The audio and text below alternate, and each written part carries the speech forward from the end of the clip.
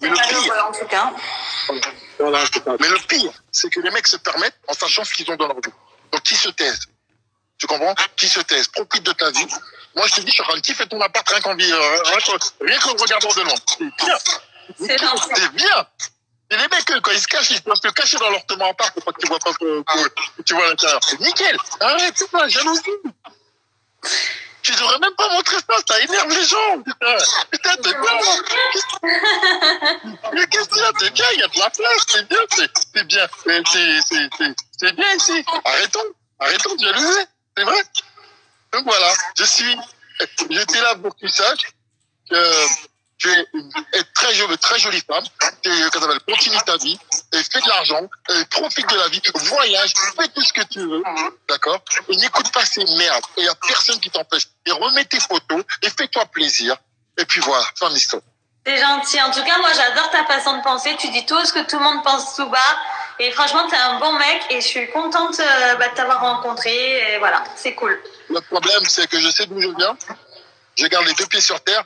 Et avant de parler sur les autres, je balaye devant ma porte. Tu vois?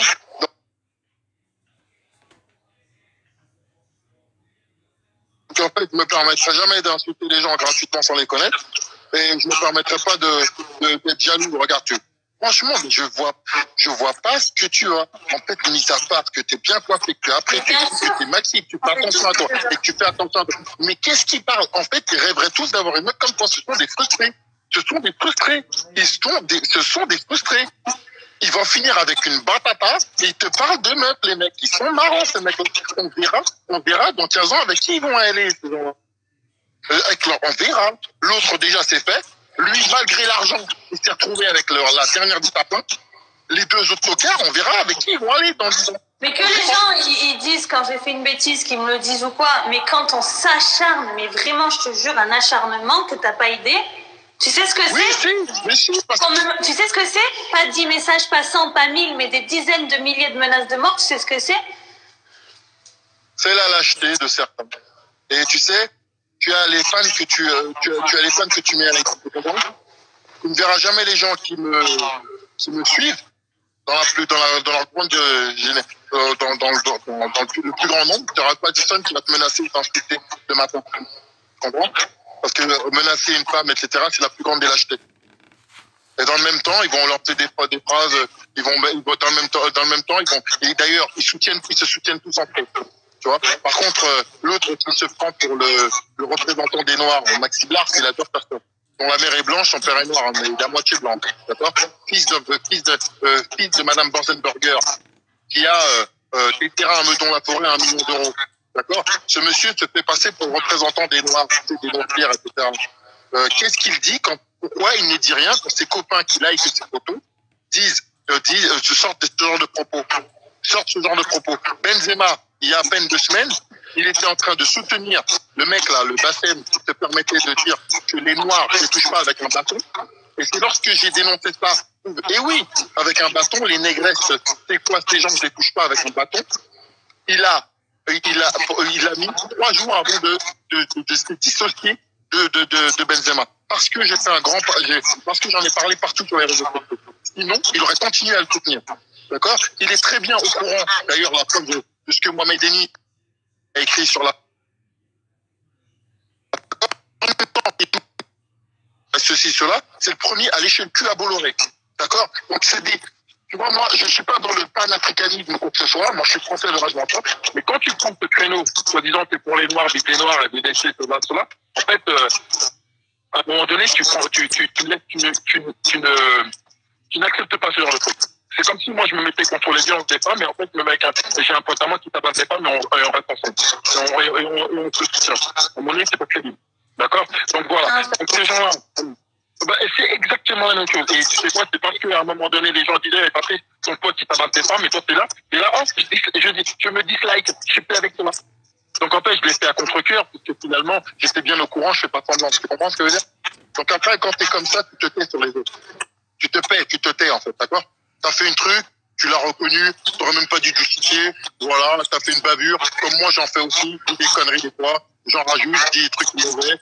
Moi, par exemple, il y avait des mecs qui me faisaient chier, je les appelais les consanguins, Après, il y en a qui ont dit, ah ouais, il insulte les Marocains de consanguins. Non, je m'en connais à certains Marocains qui m'insultaient. Et après, ils ont fait le grand, certains ont fait le grand raccourci.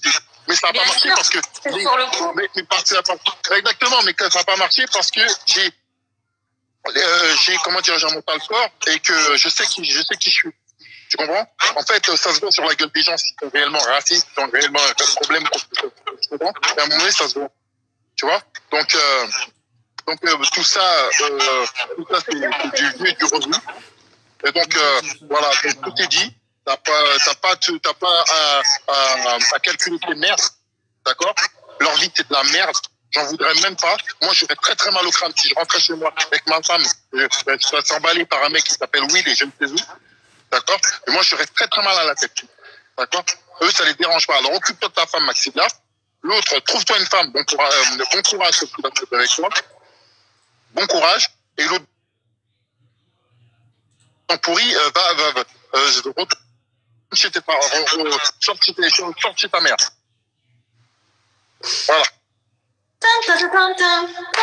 Voilà, je suis une crapule. Ouais, mais à ce qui paraît, tu chantes, non? Ouais. Attends, et elle est où la chanson? Moi, j'ai envie de rigoler, là. Je veux chanter. Alors, tu veux faire un petit peu d'opéra? Tu veux que je te montre? J'ai jamais pris de cours et je sais faire de l'opéra inné. Vas-y, c'est parti. Parce que l'opéra, c'est dur, hein. Eh ben, moi, je sais le faire naturellement. Oh, putain, impressionnant.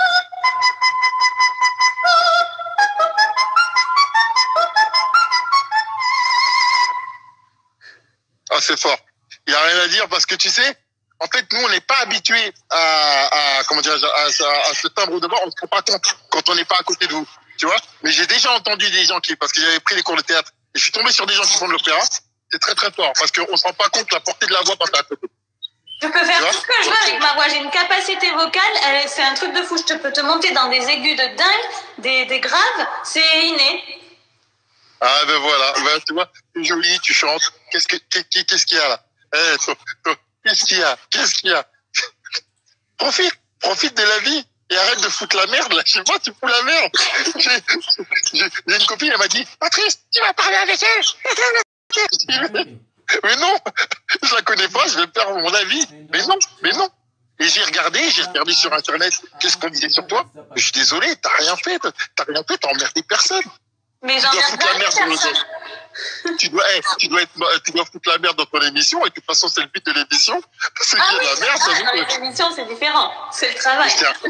Mais de toute façon, merde, c'est un travail, et en fait, t'es là pour divertir les gens. Donc, à un moment donné, à 19h30, tu pas envie qu'ils disent que t'aimes tout le monde. Donc voilà, moi, si je regardais ce genre d'émission, c'est pour qu'il y ait de la merde. Moi, je regardais pas Dallas pour Bobby. C'est des trucs pour les vieux, ça. Dallas, il y avait Bobby et il y avait J.R. Ewing. Moi, je regardais J.R. Ewing, ma mère, elle mettait ça, je m'en rappelle, de Dallas. Voilà, donc tu connais, d'accord? C'est les trucs voilà, je regardais les salopards, c'est tout. Donc, si t'es une saloperie dans l'émission, voilà, je dis aussi le rôle et ce que tu fais dans la vie. Voilà, mais moi, ça me ferait marrer de voir ça. Voilà. Et donc, tu vas même regarder je suis gentille, je fais tout pour aider les autres. Enfin, en toute modestie, franchement, je suis une bonne personne, en vrai. Non, mais écoute-moi, je te justifie pas. Tu sais, la preuve, d'ailleurs, la preuve, c'est que tu as voulu parler avec ces gens-là. Et que tu as l'habitude de parler avec les gens et tu as voulu justifier, de montrer que tu n'étais pas truc, mais finalement, tu parles avec de la merde. Il ne fallait pas parler avec eux parce qu'ils sont mauvais, entièrement mauvais, extrêmement méchants. En fait, c'est de la lâcheté. Tu comprends? C'est de la lâcheté. Tu comprends? C'est de la lâcheté c'est de la lâcheté pure et dure. C'est comme s'attaquer à ma petite chienne, s'il te plaît, s'attaquer à mon chien en disant qu'elle est moche, que c'est une merde, alors que ma chienne, je l'ai sauvée de l'enfer, c'était une chienne maltraitée, qui était enfermée dans une cave pendant 4 ans, qui avait jamais vu le jour, c'était un chien pondeur. Je l'ai sauvée, je te dis pas le nombre d'opérations que j'ai fait pour la sauver, j'ai tout fait pour sauver ce petit chien, et lui, il humilie ma chienne comme une merde. Non mais, écoute, ce genre de mecs qui font leur beurre en crachant sur les autres, c'est très bien, mais tôt ou tard, ils paieront l'addition. Vraiment, ils vont payer l'addition. Il sera très, très dur, c'est sûr et certain. Parce que tu vois, par exemple, moi, si je voulais me faire mon business, me faire mon beurre sur les autres, j'insulte ces dirineurs, j'insulte un tel. Toutes les gens que j'ai insultés, c'est parce qu'ils m'ont posé un problème, c'est tout. Mais sinon, j'insulte pas les gens parce que tu sais pas de quoi demain est fait. Tu vois? Et donc, tout ce qu'ils ont fait, ils vont faire plaisir à leur propre malheur. Effectivement, on s'en prend pas aux animaux, on n'insulte pas les gens gratuitement, etc., etc. D'ailleurs, il y en a m'en fout que ma chienne soit belle ou moche. Moi, tout ce que je sais, c'est que j'ai sauvé un petit être, que j'en ai rien à faire de la race. Je l'aime pour ce qu'elle est. Et puis c'est tout, je l'ai sortie de l'enfer et je suis trop fière, quoi. Écoute, j'avais pas d'animaux. Ma femme, elle aimait bien les chats. J'ai ramené un chat parce qu'elle voulait un chien encore. J'ai rajouté un chat. Maintenant, j'ai un chat. D'accord? Mais j'en ai deux, même pas. Je m'occupe de mes chats. D'accord? J'ai compris. Écoute-moi, je me suis aperçu que les gens, dans la manière dont ils aiment leurs animaux, la manière dont tu te comportes avec les enfants, avec les animaux, c'est la manière dont tu te comporteras avec les enfants. Parce que c'est comme un enfant, il faut s'en occuper. Et donc,